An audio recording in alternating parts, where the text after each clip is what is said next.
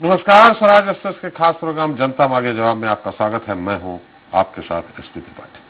छत्तीसगढ़ में जंगली हाथियों को अब धान खिलाया जाएगा। वन विभाग के मुताबिक इससे हाथी और मानव के बीच संघर्ष कम होगा, क्योंकि गांवों के बाहर हाथियों के खाने के लिए बारिश के चलते जो धान खराब हो गया वो रखा जाएगा। राज्य सरकार का मानना है कि हाथियों से होने वाले नुकसान से बचने के लिए वन विभाग ने खुले में हाथियों को खाने के लिए धान रखा था। 3 अलग अलग वन मंडलों में खुले स्थानों पर धान रखा गया था। इसमें से सूरजपुर वन मंडल के 3 स्थानों पर हाथियों के दल ने 14 क्विंटल धान खाया। बताया जा रहा है कि हाथी धान, चावल और महुआ के लालच में गांव में घुसते हैं और ग्रामीण किसानों के मकानों को तहस नहस कर देते हैं। मकानों को इसलिए तोड़ते हैं कि उन्हें इस बात का आभास होता है कि मकान के अंदर ही खाने की सामग्री होती है। हाथी धान के बोरों को बाहर निकालकर अपने दल के साथ खाते हैं। इसलिए अगर धान को पहले ही खुले में रख दिया जाए तो हाथी उसे खाकर संतुष्ट हो जाएंगे और गांव में घुसकर घरों को क्षतिग्रस्त करने के साथ ही लोगों की जान भी नहीं लेंगे।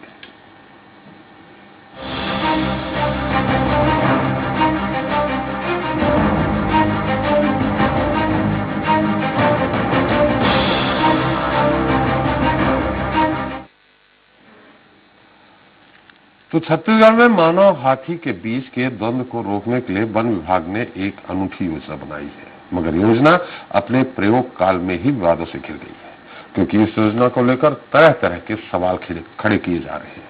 फिर भी इस योजना की छत्तीसगढ़ में अभी शुरुआत हुई है। ऐसे में थोड़ा बहुत ही सही उम्मीद की जा रही है कि दूरस्थ अंचल में बसे गांवों में हाथियों का उत्पात पहले की अपेक्षा कम हो जाएगा। यही नहीं, आए दिन हाथियों के द्वारा किसानों को कुचलकर मार देने की घटनाओं के ग्राफ में भी काफी कमी आ सकती है। चर्चा को विस्तार दें, उसके पहले देख लेते हैं एक रिपोर्ट।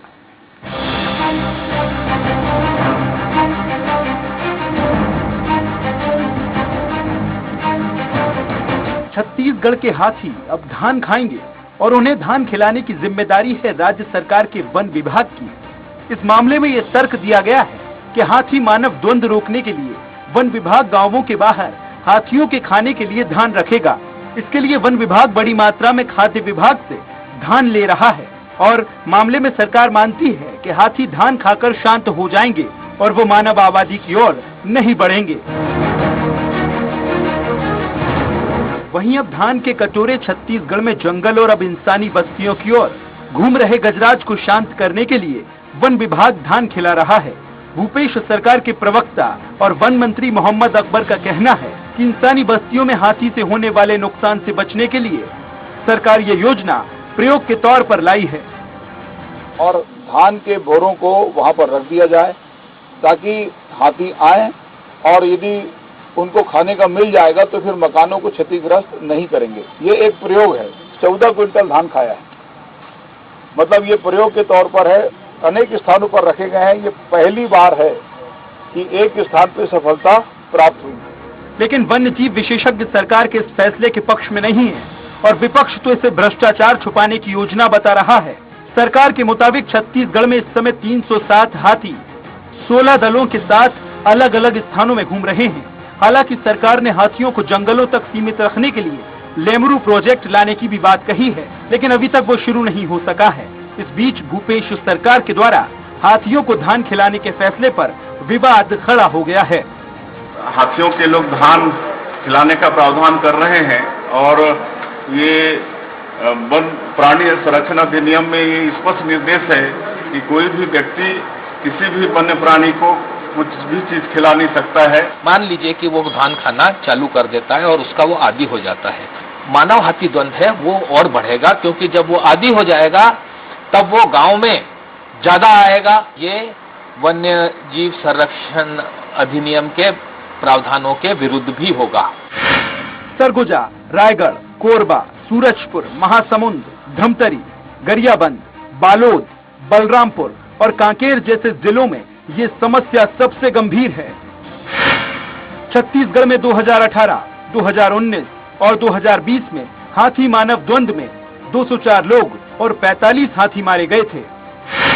इस दौरान हाथियों द्वारा फसलों को नष्ट करने के लिए 66,582 घरों को नुकसान हुआ था और 5,047 और अन्य संपत्तियों को नष्ट करने के 3100 मामले सामने आए हैं। बहरहाल गजराज को धान खिलाने का प्रयास सफल होगा कि नहीं, इस सवाल का जवाब जानने से पहले ये जानना भी जरूरी है कि योजना को लेकर उठाए जा रहे सवाल कितने लाजमी हैं, क्योंकि अंत में भुगतना तो हाथी प्रभावित क्षेत्र के रहवासियों को ही है। रायपुर से धीरेन्द्र गिरी गोस्वामी की रिपोर्ट। तो क्या धान से निकलेगा समाधान? क्या किसानों की मुश्किलें होंगी आसान? विपक्ष क्यों है इस पर हैरान? क्या हाथियों के आतंक बचेगी आम जनता की जान? चर्चा के लिए हमारे साथ जल्दी ही हमारे साथ जुड़ेंगे केदार गुप्ता, बीजेपी प्रवक्ता। सुरेंद्र वर्मा जी हमारे साथ जुड़ चुके हैं, आपका बहुत बहुत स्वागत है। और साथ ही मौजूद रहेंगे हमारे साथ फोन लाइन पे के बिसेन जी आपका भी स्वागत है। और सेवानिवृत्त IAS के अलावा हमारे साथ वरिष्ठ पत्रकार बाबूलाल शर्मा जी भी हमारे साथ जुड़ेंगे।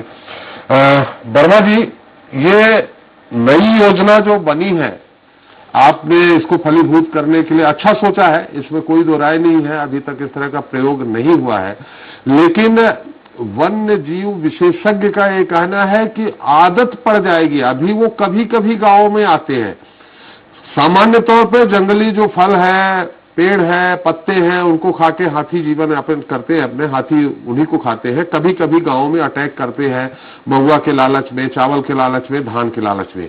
मगर इस प्रयोग के करने से उनकी आदत पड़ जाएगी, वो और ज्यादा गांव में अटैक करेंगे, ऐसा वन्य जीव विशेषज्ञ का कहना है। त्रिपाठी जी, देखिए, लगातार जो जानकारियां मिल रही है, जो हाथी हैं, हाथियों का आक्रमण ग्रामीण क्षेत्र में, आबादी एरिया में जहां लोग रहते हैं, बसाहट पर जब भी हमला होता है तो उन्हीं स्थानों पर ज्यादा हमला देखा गया है जहां पर इनका स्टोर किया जाता है, चावल रखे जाते हैं, महुआ रखे जाते हैं, धान रखे जाते हैं। तो प्रयोग के तौर पर पहले चरण में सरकार ने 4 जगह चिन्हित करके गांव के बाहर उनको जिस भोजन के तलाश में, जिस धान और बाकी खाद्यान्न के तलाश में वो गांव के भीतर घुसकर हमला करते हैं, नुकसान पहुंचाते हैं, तो एक प्रयोग के तौर पर पहली बार इस प्रकार से गांव के बाहर जंगल में ही उनको रोके रखने के लिए ये सरकार का प्रयोग है।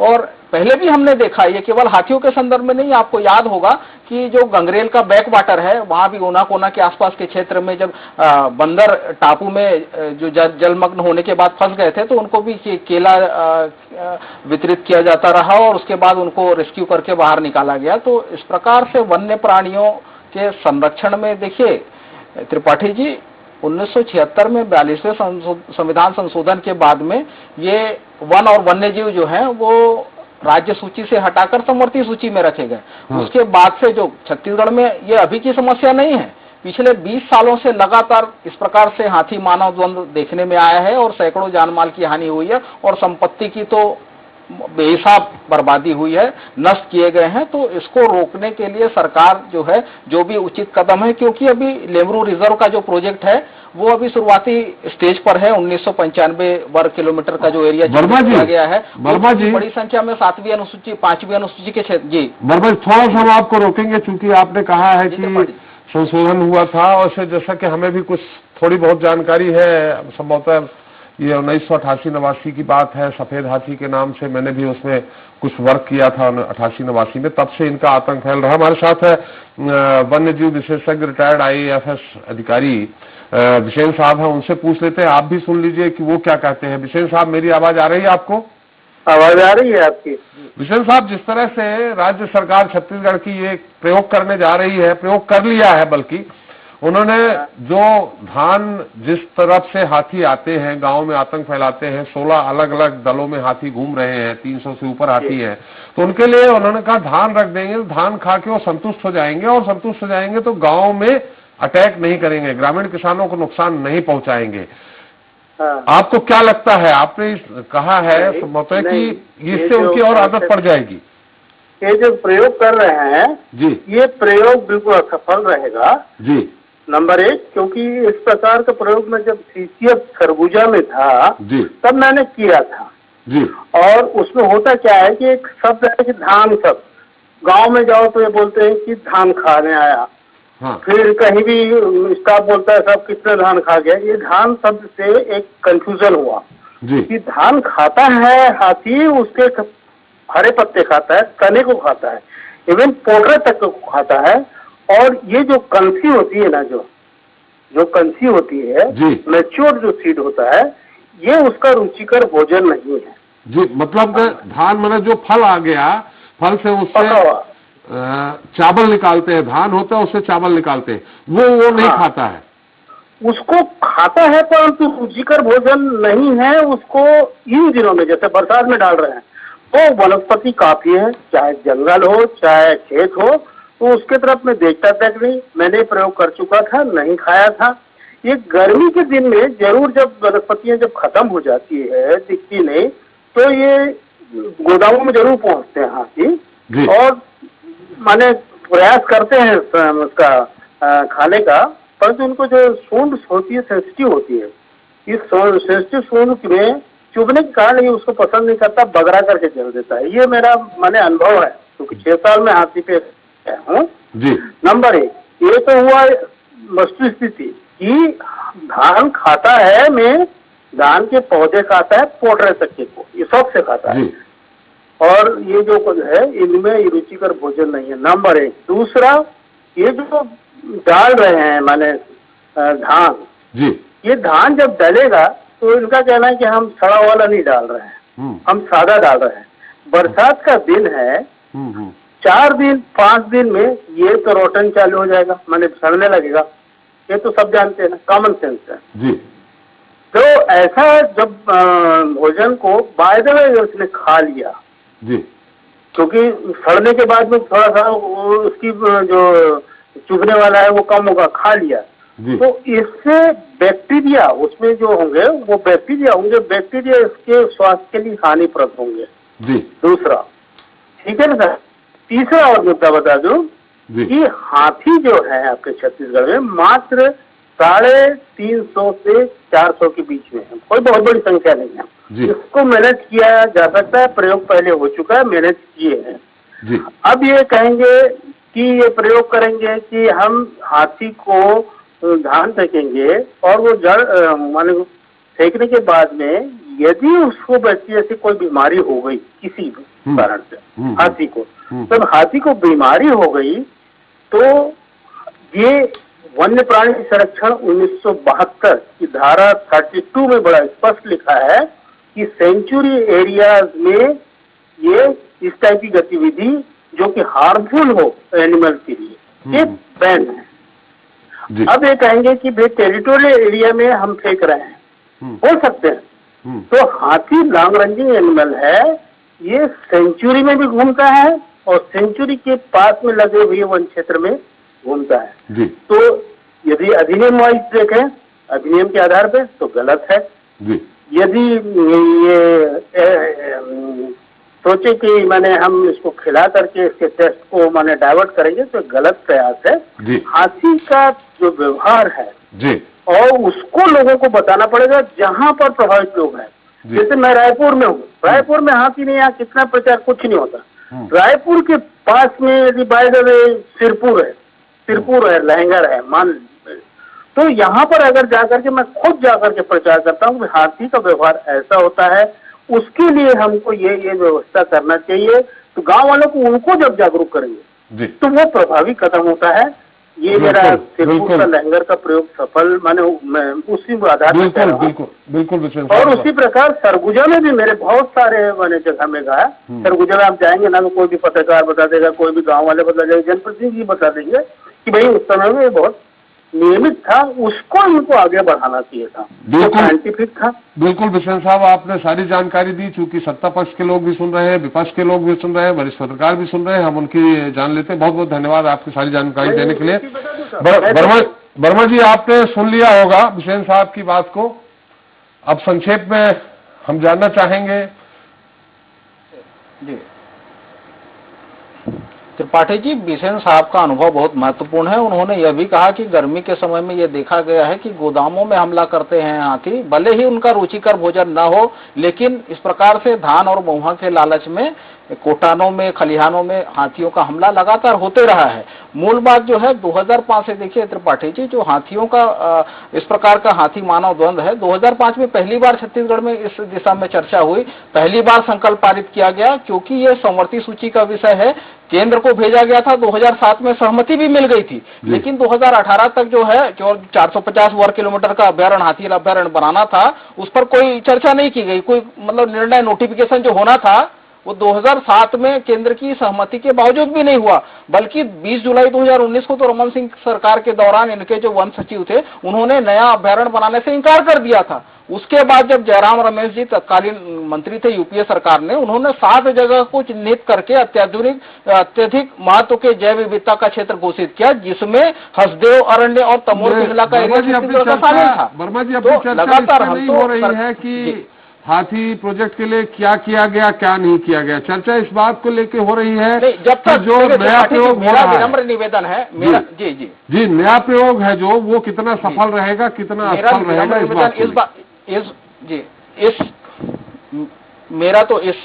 निवेदन इस बात पर है कि दलगत राजनीति से हटकर जब तक हाथियों के लिए संरक्षित एरिया जो लेमरू रिजर्व का है वो बन नहीं जाता, तब तक किस प्रकार से हम हाथियों को आबादी क्षेत्र में, रहवासी क्षेत्र में आने से रोक पाए, उसके लिए हमको मिलजुल कर कार्य करना चाहिए। ये प्रयोग के तौर पर जो 14 कुंटल धान जो दिया गया था और जो जिस प्रकार से संदेह व्यक्त किया जा रहा है कि 3-4 दिन में धान सड़ने लगते हैं, तो हमने जो हाथियों के 16 दल है उसमें जीपीएस ट्रैकर भी लगाया हुआ है, तो हाथी का दल कितना दूर है गांव से ये हमें पता चल जाता है। 4-5 दिन पहले रखने की जरूरत नहीं है, उसके कुछ घंटे पहले हम जाकर वो धान रखवा दे गाँव के बाहर जो वन का क्षेत्र है वहां, और इस प्रकार से हम रोकने का एक प्रयास करें। एक प्रयोग है, ये सफल कितना होता है, क्योंकि एक जगह सफलता मिली है, सूरजपुर जिले में 4 जगह रखे गए थे। तो यदि इस प्रकार के काम से आबादी क्षेत्र में घुसने से अगर रोका जा सकता है तो इसका स्वागत होना चाहिए। बिल्कुल, केदार जी हमारे साथ है। केदार जी, एक कुछ भी हो, एक तरह से ग्रामीण, आपका बहुत बहुत स्वागत है। आप इसके पहले मैं आपका नाम ले चुका था, तब आप हम तकनीकी कारणों से जुड़ नहीं पाए थे हमारे खास प्रोग्राम में। केदार जी, निश्चित तौर पे अगर इस तरह का प्रयोग हो रहा है, वर्मा जी का ये तर्क कहीं न कहीं गले उतर रहा है कि जब तक लेमरू प्रोजेक्ट पूरा नहीं हो जाता है, इस तरह संरक्षित नहीं हो जाते हैं, तब तक ग्रामीणों को, जो खासकर 200 से ज्यादा लोग मारे गए हैं हाथियों के आतंक के कारण, तो इस तरह का अगर प्रयोग हो रहा है तो विपक्ष को साथ देना चाहिए। नहीं, विपक्ष पूरी तरह अगर कोई कॉन्क्रीट इसका निराकरण करते हैं, कुछ ठोस निराकरण अगर सरकार करती है तो विपक्ष हमेशा सरकार के साथ खड़ा है। परंतु वो गालिब का एक शेर है ना, दिल बहलाने को ख्याल अच्छा है। तो ये सरकार तो सारी समस्याओं को सामने आती है, उसका कैसे निराकरण करना है, कि कैसे उसको आगे बढ़ाना है, कि कैसे जनता का ध्यान डाइवर्ट करना, उसमें लगी है। अब ये धान वाले मामले को मैं कहूंगा कि गोठान तो बना लिए, अब उसमें गाय नहीं है, अब ये जंगलों में हाथी थान बना रहे हैं कि वहां पर, और कहते हैं कि जैसे पता चलेगा हाथी यहाँ आया वैसे धान लेके चले जाएंगे। अरे मेरे भैया, लाखों टन धान तो आपने जहां से खरीद किया उसके संग्रहण केंद्र तक साल भर में नहीं पहुंचा पाए, आज तक वो सड़ रहा है, और सड़े हुए धान को खिलाएंगे बोल रहे थे हाथी को, तो उसका परिवहन आप नहीं कर पाए, तो आप तत्काल हाथी के लिए वहां अंदर धान ले जाओगे, जिसको कि विशेषज्ञ कहते हैं कि उनका रुचिकर भोजन नहीं है। तो दिल बहलाने को गालिब ख्याल अच्छा, ये सरकार वैसे ही चल रही है। दिल बहलाने भाई क्या करें, तो चलो ऐसा करते हैं, धान खिला देते हैं। और क्यों धान खिला देते हैं, तो वो 1500 करोड़ का तो सरगुजा में ही कम है, और 3 से 5 लाख टन का टोटल शॉर्टेज आ रहा है, तो बिल फटता जाएगा, शॉर्टेज कवर हो जाएगा, जय सिया राम, उधर का काम इधर एडजस्ट हो जाएगा। और सबसे बड़ी बात जो आपके दर्शकों को मैं बताना चाहता हूँ जी, वर्मा जी, आपकी की बात आ जाए। धान खरीदी केंद्र से उसको लिफ्ट करके ट्रांसपोर्टिंग करके राइस मिल में भेजना था, उसको संग्रहण केंद्र में भेजना था, वहां भेजने में तो असफल रही, लाखों टन धान सड़ गया। अब ये सीधा जंगल में ले जाएंगे समय से, और वो भी वो समय में ले जाएंगे जब हाथी आने वाला है, ताकि धान वहां पड़ के सड़े। अरे कैसी बात करते हैं भाई, क्या बात करते हैं, तो होना चाहिए, हाथी धान बनाओगे। चलिए, केदार जी मान रहे हैं कि वर्मा जी असफल है, माने जो वर्तमान सरकार है वो असफल है। वर्मा जी क्या असफल है भाई, सरकार असफल है। हाँ, मैंने संशोधित कर दिया है। आप जैसे बुद्धिजीवी के सामने मुझे थोड़ा सोच समझ के शब्दों का प्रयोग करना चाहिए जी। मैंने संशोधित कर दिया तुरंत ही करके, सरकार असफल है। क्योंकि सरकार की तरफ से वर्मा जी बैठे हैं, इसलिए मैंने वर्मा जी का नाम ले लिया। विपक्ष की तरफ से आप रहेंगे तो मैं आपकी तरफ से, आप जो भी कहेंगे हम विपक्ष का ही मानेंगे। लेकिन केदार जी, 15 सालों में आपने क्या किया? चलिए, उन्होंने कोई प्रयोग किया, आपने 15 सालों में क्या किया? आपके शासनकाल के दौरान करीब 2 सैकड़ा ग्रामीण किसान हाथियों के कारण कुचल दिए गए। देखिए, निश्चित रूप से छत्तीसगढ़ प्रदेश में लेमरू प्रोजेक्ट जो बनना चाहिए था वो पूर्णतः विकसित नहीं हो पाया। आज भी उसे विकसित करने की जरूरत है और मैं कहता हूं कि इसमें सकारात्मक पहल होनी चाहिए, ना कि ये धान खिला दो, पान खिला दो। होते थे, हाथियों के हमले होते थे, पर कमोबेश। आज तो ये हाथी कितने मर गए वो तो बताएं। मतलब इनकी सरकार ये बताने को खाली नहीं है। मेरे ख्याल से 8 से ज्यादा हाथियों की मौत हो चुकी है, उन्हें करंट से मार दिया गया। केदार जी, मेरा सवाल, आप बहुत कुशल प्रवक्ता हैं, मैं आपके सामने थोड़ा सा अपने को असहज महसूस किया करता हूं, लेकिन मैं आपसे सीधे सवाल कर रहा हूं, जनता सुन रही है कि आपने 15 साल में क्या किया? मैं तो कह रहा हूं, पहले इतनी घटनाएं नहीं होती थी, घटनाएं कम होती थी। सरकार ने कारगर कदम उठा रखे थे, ग्रामीणों को सचेत किया था, वन विभाग के अमला काम करता था। आज की तुलना में आप देख लीजिए कि आपने पिछले 15 सालों में कितना डिबेट कराया होगा हाथी के बारे में। होती थी घटनाएं, पर कमोबेश बहुत कम घटनाएं होती थी। आज तो देखिए आपकी हर महीने 2 महीने में हर चैनल्स में डिबेट हो रहे हैं हाथियों के ऊपर। इतनी ज्यादा घटनाएं हो रही है और हाथी भी मारे जा रहे हैं, इंसान भी मारे जा रहे हैं। ये सरकार और फॉरेस्ट विभाग पूरी तरह। आपके पास आंकड़ा है क्या? मेरे पास तो नहीं, बाबूलाल जी बेहतर बता देंगे कि 2.5 साल में कितने हाथी और कितने लोग मारे गए और 15 साल में कितने मारे गए। हाँ, निश्चित रूप से हम विशेषज्ञ को उसमें जरूर सुनेंगे। मैंने मेरी राय दे दी कि कमोबेश बहुत कम घटनाएं होती थी, अभी लगातार ये घटनाएं घट रही है और हाथी भी मारे गए जी। तो क्या ये वर्मा जी जैसे प्रवक्ता भूपेश सरकार के लोग जंगल से हाथियों को खदेड़ के गांव में भिजवा रहे हैं क्या? नहीं, सवाल वो नहीं है। देखिए, प्लांटेशन बढ़ा, डॉक्टर रमन सिंह की सरकार में वृक्षारोपण हुआ और बड़ा वृक्षारोपण हुआ और उससे जो 229 थी हाथियों की संख्या वो बढ़कर 290 हुई। तो निश्चित रूप से जो पुरानी सरकार का काम था उससे हाथी बढ़े हैं और बढ़ने के बाद उसका जो संरक्षण होना था कि बारबेट वायरिंग कर दे या किसी प्रकार की कोई व्यवस्था करे, सरकार सोच विचार में कहीं न कहीं असफल रही है और इसलिए अब अचानक कुछ सूझ नहीं रहा। धान का शॉर्टेज है और धान का लिफ्ट तो ये खरीदी केंद्र से संग्रहण केंद्र तक किए नहीं, तो शॉर्टेज का बिल फाड़ने के लिए अच्छा काम किया इन्होंने निश्चित रूप से। पर हाथियों का हमला इससे रुकेगा, ये एक बड़ा प्रश्न चिन्ह है और इसमें कोई दूसरा उपाय सोचने की जरूरत है। मैं फिर से कहूंगा, अगर सकारात्मक पहल की ओर ये बढ़ते हैं तो विपक्ष इनके साथ खड़ा है, पर ऐसे काम ना करें जिसे जग हसाई का काम हो। धान खाता नहीं है हाथी और ये धान फेंकेंगे और कहते हैं हम उस समय फेंकेंगे जब ये गांव के नजदीक। अरे भाई, क्या तैयार करके रखोगे लोगों को? किस तरफ भाग रहा, उधर हेलीकॉप्टर और हवाई जहाज से लेके जाओगे?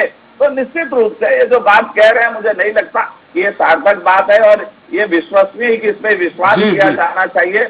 ये टोटली पॉलिटिकल बातें है, राजनीतिक बयानबाजी है और इसके अलावा कुछ नहीं।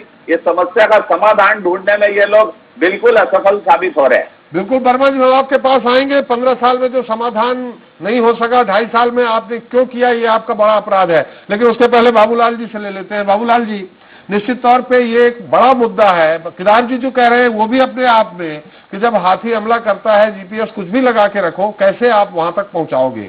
दूसरा, विशेषज्ञ जो थे विशेष साहब, उन्होंने कहा कि ये सड़ जाएगा, सड़ने के बाद अगर वो हाथी खाते हैं तो हो सकता है उनको फूड पॉइजनिंग या अन्य तरह की कई बीमारियां हो सकती हैं।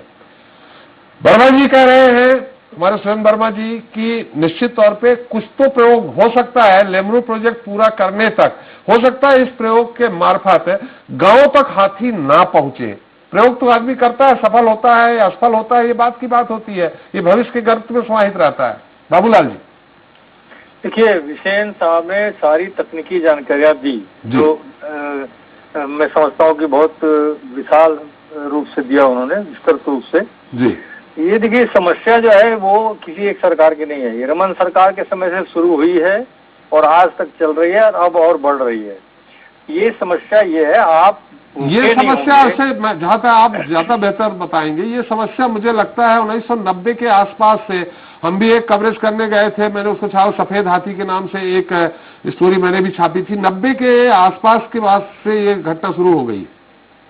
उस समय जो एक बड़ी घटना हुई, उसके बाद में फिर कुछ शांति रही, फिर एक घटना हुई, फिर 2001 में जब अजीत जोगी की सरकार थी तब घटनाएं बढ़ी, फिर कुछ शांत हुआ और फिर कुछ चला कि भाई खनिज का वहां पर दिया जाएगा और ऐसा किया जाएगा और वैसा किया जाएगा, आरोप प्रत्यारोप हुए। कि कोयला की खदानों को वहाँ जगह दी जाएगी, लेमरू प्रोजेक्ट बनेगा कि नहीं बनेगा, आशंका कुशंकाएं हुए। मैं वही चीज कह रहा था कि मैं तब तक किसी पर हमला नहीं करूंगा जब तक मेरा पेट भरा रहेगा। मेरा पेट अगर भूखा होगा, मुझे भूख लगेगी तो मैं दूसरे का खाना जरूर छीनूंगा, निश्चित छीनूंगा जब मुझे भूख लगेगी। तो वही हाल हाथियों का रहा। अगर उनके प्राकृतिक रूप से जो उनके पास में मौजूद है, आप उसको नहीं समझेंगे, आप उस क्षेत्र से उसको वंचित करेंगे, उसको उससे दूर करेंगे, तो वो आखिर करेगा क्या? जानवर को भी जो चाहिए वो तो मिलना चाहिए ना। आप टाइगर प्रोजेक्ट बनाते हैं तो टाइगर के संबंधित जितनी भी चीजें हैं उस क्षेत्र में बनाते हैं, होती नहीं है तो बनाते हैं, होती है तो उसको सुरक्षित करते हैं। तो उसी तरह हाथियों का भी एक सुरक्षित क्षेत्र सरगुजा वनमंडल जो है वो हाथियों के लिए बहुत ही प्रिय क्षेत्र था। और उसके बाद ये अब ये बिखरना शुरू हुए, बाहर निकलना शुरू हुए, करीब जाने लगे गांव के, शहर के। ये क्यों हुआ? इस पर जाइए ना। पहले तो ये बताइए कि उनके जो खान पान का जो व्यवस्था थी उसको किसने छीना? कौन लोग हैं जिन्होंने छीना? तो उस पर जाने के बाद में फिर इन पर दोष बढ़ेगा। अब सवाल धान क्यों खिला रहे हैं? ये बात बिल्कुल सही है कि हाथियों का प्रिय भोजन, अगर रुचिकर भोजन कहेंगे तो कच्चा धान होता है जो बालियों में होता है, जिसके अंदर में रस होता है, उसको खाने की उनकी बड़ी रुचि होती है। लेकिन मैंने नहीं सुना कि पका हुआ धान जो है वो खाते होंगे। अभी मोहम्मद अकबर ने एक प्रेस कॉन्फ्रेंस लेके बताया है कि एक जगह उन्होंने जो है धान खाया है। हो सकता है वो धान गीला हो गया हो। और जो बिसेन साहब ने जो डर पैदा किया कि भाई वो उसकी जो नशे की जो स्थिति बन जाती है, धान सड़ने के बाद जो उसके अंदर में जो ये बनते हैं, केमिकल्स बनते हैं, जो भी इसका रिएक्शंस होते हैं, तो वो उसको नुकसान भी पहुंचा सकते हैं। ये भी सोचना होगा। आप धान खिला तो रहे हैं, पहले उसके सारी कमेटियों के कुछ ऐसे विशेषज्ञों से बात कर लीजिए कि ये ठीक रहेगा कि नहीं रहेगा। सिर्फ सरकार का धान सड़ रहा है, उस धान को खपा दें, कहीं भी इसको निश्चित कर दें, वो बिक भी नहीं रहा है, वो सड़ रहा है तो दुनिया भर के आरोप लग रहे हैं। तो एक रास्ता निकाल दिया गया कि भाई हाथी को खिलाने के लिए हमने जंगलों में डाला। ये अगर राजनीति है तो ये भद्दी राजनीति है, अच्छी राजनीति नहीं है। और निश्चित रूप से जो है आप जड़ पे जाइए कि उनके साथ क्या हुआ है हाथियों के साथ, जो वो शहरों की तरफ आ रहे हैं, गाँव की तरफ आ रहे हैं। और ये भी सही है, एकदम सही है, 100% सही है कि वो जहाँ अनाज रखा रहता है वहीं पे हमला करते हैं, वहीं पे तोड़फोड़ करते हैं। ये बात बिल्कुल सही है। तो आप निदान की तरफ अगर जाना चाहते हैं तो वहाँ जाइए कि जहाँ उनकी गड़बड़ी शुरू हुई, वो उस गड़बड़ी कौन ने की, कहाँ की, कैसे हुई, उसका निदान देखिए तो ज्यादा अच्छा होगा। बिल्कुल सही कहा वर्मा जी से। शर्मा जी, आपने शुरुआत जहाँ से की है कि रमन सरकार के दौरान से ये समस्या कुछ ज्यादा बढ़ी है, इसका ग्राफ तेजी से बढ़ा है। सुरेंद्र जी, आप क्या कहेंगे? चलते चलते आपने विशेषज्ञ को भी सुन लिया, हमारे केदार जी के जो आरोप हैं वो भी सुन लिया। हालांकि उनका सीधा सीधा आरोप यह है कि जो धान खरीदी में जो बीच में गैप आ रहा है उसका बिल फाड़ने के लिए ये सब स्वांग रचा जा रहा है, ऐसा उनका कहना है। बाबूलाल जी ने भी अपनी बात कही, अब क्या कहेगी सरकार? त्रिपाठी जी, दोनों कारणों के लिए भारतीय जनता पार्टी जिम्मेदार है, चाहे हाथी मानव द्वंद की बात हो या धान की बर्बादी। भारतीय जनता पार्टी का असली चेहरा यही है। ये 450 वर्ग किलोमीटर में लेमरू प्रोजेक्ट के लिए 2005 में, पहले भी कह चुका हूं कि 2005 में इन्होंने प्रस्ताव दिया, केंद्र से 2007 में भी मंजूरी मिल गई थी, लेकिन 2018 तक सरकार में रहे। हाथियों को जंगल में रोकने के लिए कोई प्रयास नहीं किया गया। और जिस धान की बर्बादी का आरोप लगा रहे हैं, 5 लाख मीट्रिक टन 2003 में क्षमता थी छत्तीसगढ़ सरकार की धान संग्रहण के भंडारण का, 2018 तक 1 कुंटल का भी अतिरिक्त इन्होंने बंदोबस्त नहीं किया।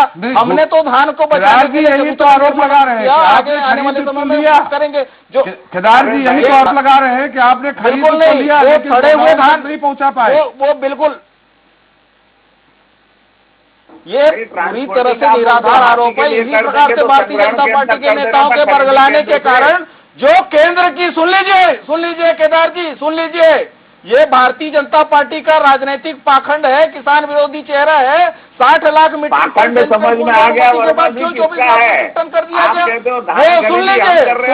सुन लीजिए गुप्ता जी, ये भारतीय जनता पार्टी लेमरू प्रोजेक्ट को शुरू से ही दिखावे के लिए बनाती है प्रस्ताव। 2018 तक आप सरकार में रहे, क्यों नहीं बने? 2009 में इनके कार्यकाल में 2009 में ये कहा जाता है लेमरू प्रोजेक्ट हम नहीं बनाएंगे। ये सरकार जाते ही राजनीति करने के लिए ये बिल फाड़ने का काम ये भारतीय जनता पार्टी के वादाखिलाफी के चलते माल अंदर हो गया है। मोदी सरकार के यूटर्न देकर क्या करें साहब, इतना धान के निराकरण की समस्या के जिम्मेदार तो ठीक है, हाथी को खिला दो। इसी प्रकार से सुन लीजिए, ये हाथी लेकर डूबेगा धान को, आप देख लेना। ये भाजपा का ये चरित्र धान है, लक्ष्मी है भाजपा का छत्तीसगढ़ की, चरित्र है। इसका अपमान मत कीजिए। जो है वो सड़ा हुआ धान सदन खाके, खराब हो रहा है। सड़ा धान उन्होंने खाके 15 हाथी साल मतवाला हो जाएगा, तब मतवाले हाथी को कैसे संभालोगे? फिर बोल दोगे भाजपा ने किया था ये। नान और धान के कमीशन खोरों को छत्तीसगढ़ की जनता पहचानती है। कमीशन खोर कौन से? समय भी मेरा समाप्त हो गया। बनाने वाले हाथी मतवाला हो जाएगा, बिसेन साहब ने कहा है। केदार जी निश्चित तौर पे आपने कहा है कि समुचित प्रयोग करेंगे तो हम इनके साथ हैं, विपक्ष साथ देगा, मतलब इस तरह के प्रयोग में साथ नहीं देगा। वर्मा जी, आपने जो भी प्रयोग किया, मेरी शुभकामनाएं हैं कि सफल हो। कम से कम वो ग्रामीण किसान जो पीड़ित हैं ऐसे उपद्रवी हाथियों से, उनको कहीं न कहीं मुक्ति मिले। बस शर्मा जी आपका भी बहुत बहुत धन्यवाद, केदार जी आपका भी, सुरेंद्र जी आपका भी हमारे साथ चर्चा में शरीक होने के लिए। तो राज्य सरकार के इस फैसले के पक्ष में न तो वन्य जीव विशेषज्ञ और न ही विपक्ष, दोनों ने सरकार के इस फैसले पर सवाल उठाया है। लेकिन सरकार का दावा है कि हाथियों को धान खिलाने का प्रयोग सफल होता दिख रहा है। वन्य जीव विशेषज्ञ इस मामले में मानते हैं कि बिना किसी अध्ययन के इस तरह के राज्य सरकार के फैसले से वे असहमत है। वहीं विपक्ष का कहना है कि अगर कोई वैज्ञानिक अध्ययन किया गया होता तो उसके नतीजे सरकार को सार्वजनिक करने चाहिए थे। लेकिन दूसरी तरफ सरकार का दावा है कि जो धान खराब हो गया है उसको सड़ने से अच्छा है कि जंगली हाथियों के सामने डाल देना ज्यादा बेहतर है, जिससे कि पीड़ित किसानों को हर हाल में राहत मिलेगी।